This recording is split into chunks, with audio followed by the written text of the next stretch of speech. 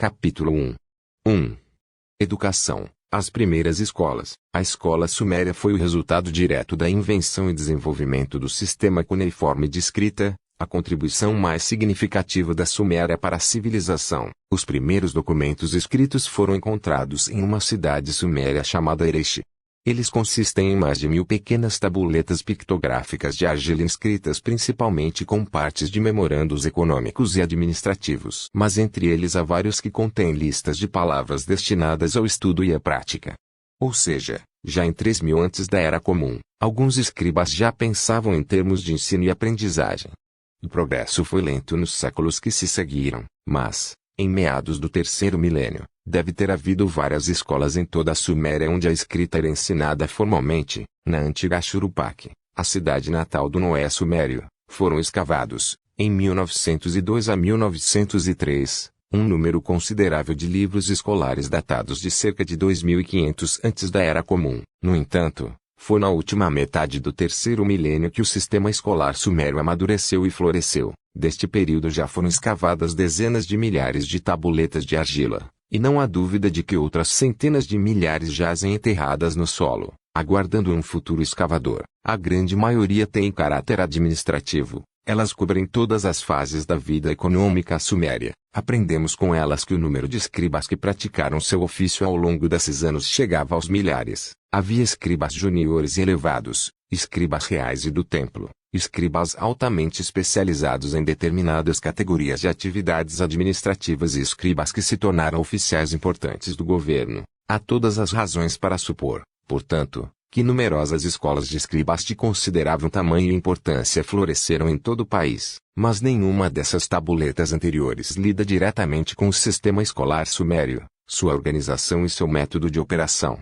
Para este tipo de informação devemos ir até a primeira metade do segundo milênio antes da Era Comum. Deste período posterior foram escavadas centenas de tabuletas de prática cheias de todos os tipos de exercícios realmente preparados pelos próprios alunos como parte de seu trabalho escolar diário. Seus textos variam desde os rabiscos lamentáveis do aluno da primeira série até os sinais elegantemente escritos do aluno muito avançado prestes a se tornar um graduado. Por inferência, esses antigos cadernos nos dizem muito sobre o método de ensino corrente na escola suméria e sobre a natureza de seu currículo. Felizmente, os próprios antigos professores sumérios gostavam de escrever sobre a vida escolar, e vários de seus ensaios sobre esse assunto foram recuperados, pelo menos em parte. De todas essas fontes obtemos uma imagem da escola suméria, seus objetivos e metas, seus alunos e professores, seu currículo e técnicas de ensino.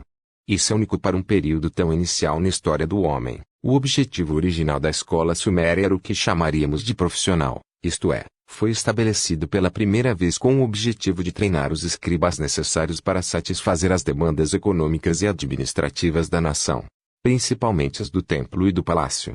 Este continuou a ser o principal objetivo da escola suméria ao longo de sua existência. No entanto, no decurso do seu crescimento e desenvolvimento, e particularmente como resultado do currículo cada vez mais amplo, a escola tornou-se o centro da cultura e aprendizagem na Suméria. Dentro de seus muros floresceu o estudioso cientista, o homem que estudava qualquer conhecimento teológico, botânico, zoológico, mineralógico, geográfico, matemático, gramatical e linguístico corrente em sua época e que, em alguns casos, acrescentava mais conhecimento. Além disso, ao contrário das instituições de ensino atuais, a escola suméria também era o centro do que se poderia chamar de escrita criativa. Foi aqui que as criações literárias do passado foram estudadas e copiadas. Aqui também novas foram compostas. Embora seja verdade que a maioria dos graduados nas escolas sumérias se tornaram escribas a serviço do templo e do palácio, e entre os ricos e poderosos da nação, havia alguns que devotavam suas vidas ao ensino e aprendizado, como o professor universitário de hoje. Muitos desses antigos estudiosos dependiam de seus salários como professores para sua subsistência e se dedicavam à pesquisa e à escrita em seu tempo livre. A escola suméria, que provavelmente começou como um apêndice do templo, tornou-se com o tempo uma instituição secular. Seu currículo também se tornou amplamente secular em seu caráter. Os professores eram pagos, aparentemente, com as mensalidades cobradas dos alunos. A educação não era universal nem obrigatória. A maioria dos alunos vinha de famílias ricas, Os pobres dificilmente poderiam arcar com o custo e o tempo exigidos por uma educação prolongada. Até recentemente, este era considerado a priori o estado das coisas, mas em 1946 um cuneiformista alemão, Nikolaus Schneider, provou isso de forma engenhosa a partir de fontes contemporâneas reais. Nos milhares de documentos econômicos e administrativos publicados por volta de 2000 antes da Era Comum, cerca de 500 indivíduos se reconheciam como escribas e, para melhor identificação, muitos deles acrescentaram o nome de seu pai e sua ocupação. Schneider compilou uma lista desses dados e descobriu que os pais dos escribas, isto é, dos graduados da escola, eram governadores, pais da cidade, embaixadores, administradores de templos, oficiais militares, capitães de mar, altos funcionários fiscais, sacerdotes de vários tipos, gerentes, supervisores, capatazes, escribas, arquivistas e contadores. Em suma, os pais eram os cidadãos mais ricos das comunidades urbanas. Nenhuma única mulher é listada como escriba nesses documentos e, portanto, é provável que o corpo estudantil de escola suméria consistia apenas de homens. O chefe da escola suméria era um Mia, especialista, professor, que também era chamado de pai da escola, enquanto o aluno era chamado de filho da escola. O professor assistente era conhecido como irmão mais velho e algumas de suas funções eram escrever as novas tabuletas para os alunos copiarem, examinar as cópias feitas pelos alunos e ouvi-los recitar seus estudos de memória. Outros membros da faculdade eram o homem encarregado do desenho e o homem encarregado do sumério. Havia também monitores encarregados da frequência e um homem encarregado do chicote, que presumivelmente era o responsável pela disciplina. Nada sabemos sobre a hierarquia relativa dos funcionários da escola, exceto que o diretor era o pai da escola. Também não sabemos nada sobre suas fontes de renda. Provavelmente eram pagos pelo pai da escola com as mensalidades que recebia. No que diz respeito ao currículo da escola suméria, temos à nossa disposição uma riqueza de dados das próprias escolas, o que é realmente único na história do homem primitivo. Nesse caso, não há necessidade de depender das afirmações feitas pelos antigos ou de inferências de informações dispersas. Na verdade, temos os produtos escritos dos próprios alunos, desde as primeiras tentativas do iniciante até as cópias do aluno avançado, cujo trabalho foi tão bem preparado que dificilmente poderia ser distinguido do próprio professor. É a partir desses produtos escolares que percebemos que o currículo da escola suméria consistia em dois grupos principais. O primeiro pode ser descrito como semicientífico e erudito, o segundo como literário e criativo. Ao considerar o primeiro grupo, ou semicientífico, é importante ressaltar que os sujeitos não partiram do que se pode chamar de ímpeto científico, a busca da verdade pela verdade. Em vez disso, eles cresceram e se desenvolveram a partir do objetivo principal da escola, ensinar o escriba a escrever a língua suméria. A fim de satisfazer essa necessidade pedagógica, os professores escribas sumérios criaram um sistema de instrução que consistia principalmente na classificação linguística, isto é, eles classificavam a língua suméria em grupos de palavras e frases relacionadas e faziam os alunos memorizá-los e copiá-los até que pudessem reproduzi-los com facilidade. No terceiro milênio antes da Era Comum, esses livros didáticos tornaram-se cada vez mais completos e gradualmente tornaram-se mais ou menos generalizados e padronizados para todas as escolas da Suméria. Entre eles encontramos longas listas de nomes de árvores e juncos, de todos os tipos de animais, incluindo insetos e pássaros, de países, cidades e aldeias, de pedras e minerais. Essas compilações revelam um conhecimento considerável do que pode ser chamado de conhecimento botânico, zoológico, geográfico e mineralógico, um fato que só agora começa a ser percebido pelos historiadores da ciência. Os escolásticos sumérios também prepararam várias tabelas matemáticas e muitos problemas matemáticos detalhados junto com as suas soluções. No campo da linguística, o estudo da gramática suméria estava bem representado entre as tabuletas escolares. Existem inscrições com longas listas de substantivos complexos de formas verbais, indicando uma abordagem gramatical altamente sofisticada. Além disso, como resultado da conquista gradual dos sumérios pelos acádios semíticos no último quartel do terceiro milênio antes da Era Comum, os professores sumérios prepararam os dicionários mais antigos conhecidos pelo homem. Os conquistadores semitas não apenas pegaram emprestado a escrita suméria, mas também valorizaram muito as obras literárias sumérias, que estudaram e imitaram muito depois que o sumério se extinguiu como língua falada. Daí surgiu a necessidade pedagógica de dicionários nos quais palavras e frases sumérias fossem traduzidas para a língua acadiana.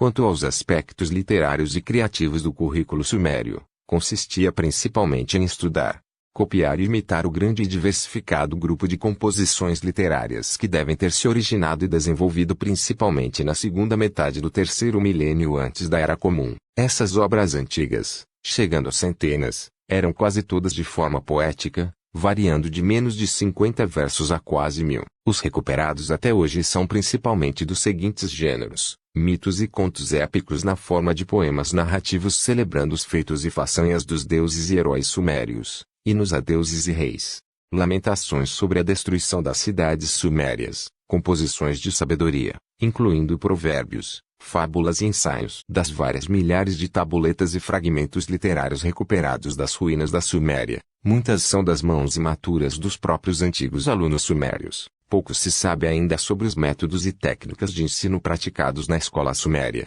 Pela manhã, ao chegar à escola, o aluno evidentemente estudava a tabuleta que havia preparado no dia anterior. Em seguida, o irmão mais velho, ou seja, o professor assistente, preparava uma nova tabuleta, que o aluno passava a copiar e estudar. Tanto o irmão mais velho quanto o pai da escola provavelmente examinavam suas cópias para ver se estavam corretas. Sem dúvida, a memorização desempenhava um papel muito importante no trabalho dos alunos. Os professores e auxiliares deviam complementar, com considerável material oral explicativo, as listas simples, tabelas e textos literários que o aluno copiava e estudava. Mas essas palestras, que teriam se mostrado inestimáveis para nossa compreensão do pensamento científico, religioso e literário sumério, provavelmente nunca foram escritas e, portanto, estão perdidas para sempre. Um fato se destaca: a escola suméria não tinha nada do que chamaríamos de educação progressiva.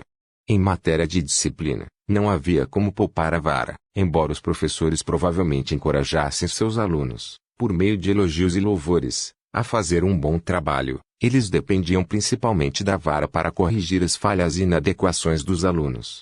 O aluno não tinha uma vida fácil. Ele frequentava a escola diariamente, do nascer ao pôr do sol. Ele devia ter algumas férias durante o ano letivo, mas sobre isso não temos informações. Ele dedicava muitos anos aos seus estudos, permanecendo na escola desde a infância até o dia em que se tornava um jovem adulto. Seria interessante saber se, quando e em que extensão era esperado que os alunos se especializassem em um estudo ou outro. Mas neste ponto, como de fato em muitos outros pontos relacionados com as atividades escolares, nossas fontes nos falham, como era a antiga escola suméria. Em várias escavações na Mesopotâmia, surgiram edifícios que, por uma razão ou outra, foram identificados como possíveis escolas, uma em Nippur, outra em Sippar e uma terceira em Ur. Mas, exceto pelo fato de que um grande número de tabuletas foi encontrado nos cômodos, parece haver pouco para distingui-los dos cômodos comuns da casa, e a identificação pode ser errônea. No entanto, no inverno de 1934 a 1935, os franceses, que escavaram a antiga Mari, bem a oeste de Nippur, descobriram 2 cômodos que definitivamente parecem mostrar características físicas que podem ser características de uma sala de aula. Especialmente porque continham várias fileiras de bancos feitos de tijolo cozido, capazes de acomodar 1, 2 ou 4 pessoas. Curiosamente, nenhuma tabuleta foi encontrada nesses cômodos e, portanto, a identificação permanece um tanto incerta. Como os próprios alunos se sentiam sobre esse sistema de educação? Para uma resposta pelo menos parcial, voltamo-nos, no capítulo 2, para um ensaio sumério sobre a vida escolar escrito há quase 4.000 anos, mas só recentemente reunido e traduzido. É particularmente informativo sobre a relação